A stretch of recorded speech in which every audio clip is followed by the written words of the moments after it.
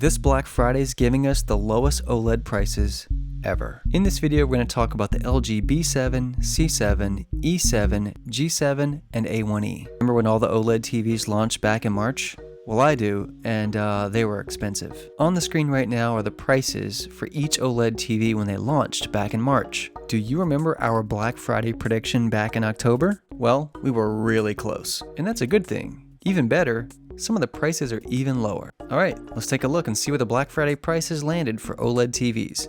The LG B7A 55-inch launched for $22.99 this year, and on Black Friday it's going to be $14.99. And the 65-inch B7A launched for $32.99, and you'll be able to pick it up for $22.99. LG C7P 55-inch TV launched this year for $2,999, and on Black Friday you'll be able to get it for $16.99.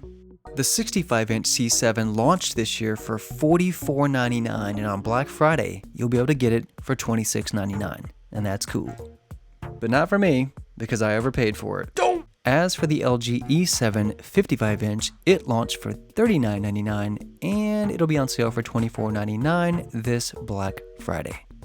The 65-inch E7 launched for $4,999, and it's going to be on sale for $34.99 this Black Friday. And if you want to step up to the larger 77-inch OLED TVs, you have to go with the G7, and it launched at $14,999, and you can currently get it for $9,999. There are no Black Friday deals on this TV that I'm aware of, so if you've been eyeballing the 77-inch, you might as well just go ahead and get it. And now, the Sony A1E. And I'm not sure why I just made that so dramatic. The 55-inch Sony A1E launched this year for $3,999. And currently you can get it for $27.99. And as for Black Friday goes, I don't think there's any deals on this TV. The 65-inch Sony A1E launched for $54.99 earlier this year, and today you can buy it for $39.99. I don't think there's going to be a Black Friday sale on this TV either. So if you want it, you might as well get it now. And here's my thoughts on each TV. I currently own the B7 and the C7, and I've spent time with the other three. So here's my thoughts. All of the LG OLED TVs have the exact same picture quality. There's literally no difference. The only difference is the size, the aesthetics or the design, and the sound quality. And to be honest, I can't tell any difference in the sound quality either. Because I own the B7 and the C7, I have a really good handle on the differences. Initially, I stayed away from the B7 because when you looked at it in the store, that silver trim really reflected the fluorescent lighting. Ultimately, I bit the bullet on a B7, took it home, and good news, you can't even see that silver bezel under normal home lighting. The other difference in the B7A, which is the US version, is it has a B6 style stand that looks like it's floating. And I personally think that looks better than the stand on the C7, and that's kind of a bonus, especially since it was cheaper. The TV stand on the C7 looks kind of like the Sony stands. It's silver and kind of has that arch look to it. It's okay, not bad. And the other difference, according to LG's marketing, is the B7 does not support Atmos, whereas the C7 does. Well, I own both, and I can confidently tell you that they both support Atmos. Have I tested external receivers? Not yet. But playing internal Atmos content on the TVs, they both support it. As for the LG E7, it has a built-in speaker, but for the price, I opted to go for the B7 and the C7 over the E7 and just get an external soundbar. I highly recommend the LG SJ9 because I think it actually sounds better than the internal speaker built into the E7. And if you don't like that soundbar, you can return it. Whereas if you don't like the sound on the E7, you're kind of stuck with it. As for the LG G7 77-inch OLED that's going for $10,000 US, would I buy it? No, not really. As for my big screen needs, I ended up going with a projector instead of a 75 or 77-inch TV. Going the projector route was a lot cheaper, and to be honest, 150 inches up to 300 inches is a lot more immersive than 77.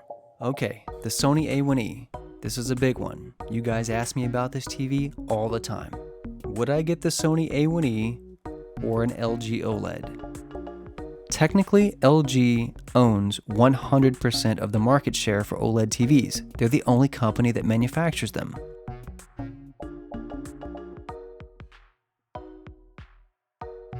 So there are no differences there.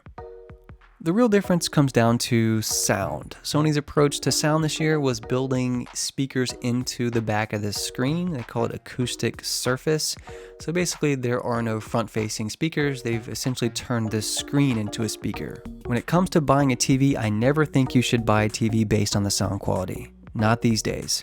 I personally buy TVs for the picture quality. That said, let's talk about it. As for the image quality, the Sony A1E has brighter highlights and the LG has an overall brighter image. So the Sony A1E, when it comes to HDR, it's pushing the small specular highlights a little bit brighter than the LG, but the LG overall average scene seems to be a little bit brighter, at least to my eye. But to be honest, when I A/B'd these TVs back and forth, I really did not see much difference. Sony is supposed to be better at handling gradients, and in fact they do have a feature called gradation. You can smooth out the gradients so it doesn't look so blocky or kind of choppy. Well, I gotta tell you, LG is doing a really good job at gradients these days. With each firmware update, they're getting closer and closer to Sony. Gradients may no longer be a selling point for Sony TVs in the near future. Okay, let's talk about motion. Well, Sony has black frame insertion and the LGs don't. All that does is helps reduce flicker. This really only matters for sports, fast-moving objects, or gaming if you see motion trails. On Sony TVs, black frame insertion is located under motion flow clearness. So motion flow has to be enabled, and then as you adjust the clearness slider, that is the toggle for black frame insertion. And typically it makes the image darker from what I've seen. I don't use it. But if it's important to you, you can't get this feature on an LG. It's only on the Sony. The other difference between the Sony and the LG is Sony has the X1 Extreme chip, which adds sharpness and reduces noise. Sony's approach to color is different than LG's, so right out of the gate, the image just looks different. It's not better or worse, just Sony has a different approach to their overall image processing than LG. Don't know if that has anything to do with the X1 Extreme chip.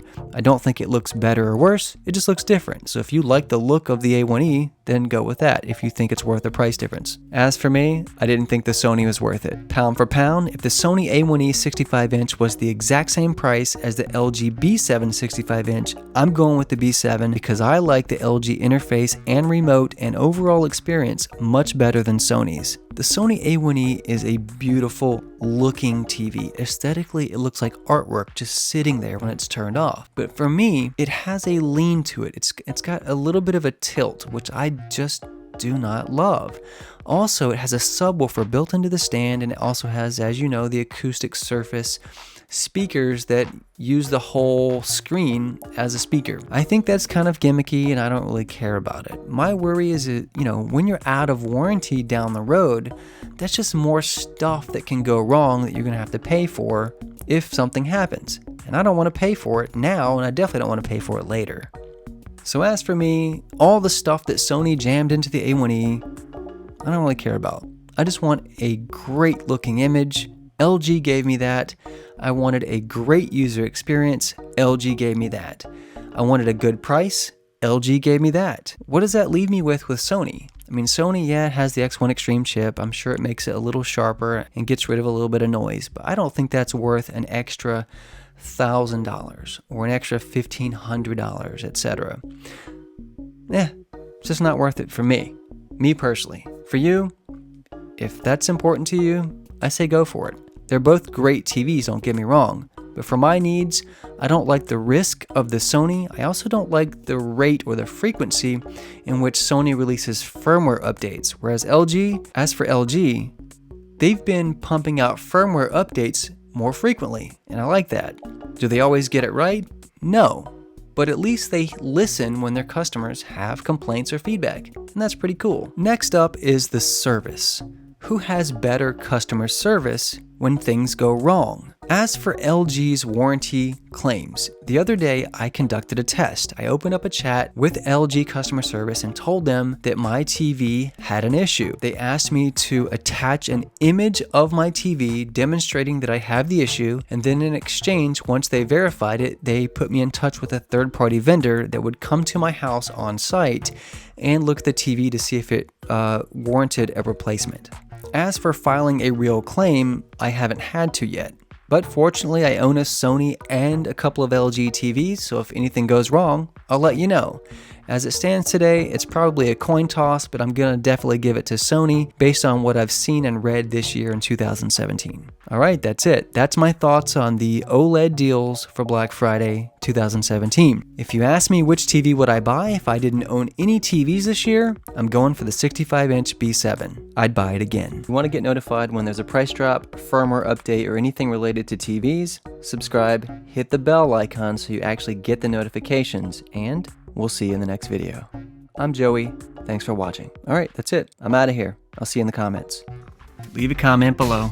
Let's talk about it. Oh, and if you didn't know, we're just a bunch of gearheads around here. If you want to join the family, hit that subscribe button. Jump into the comments, because it's a lively conversation around here. Let me tell you.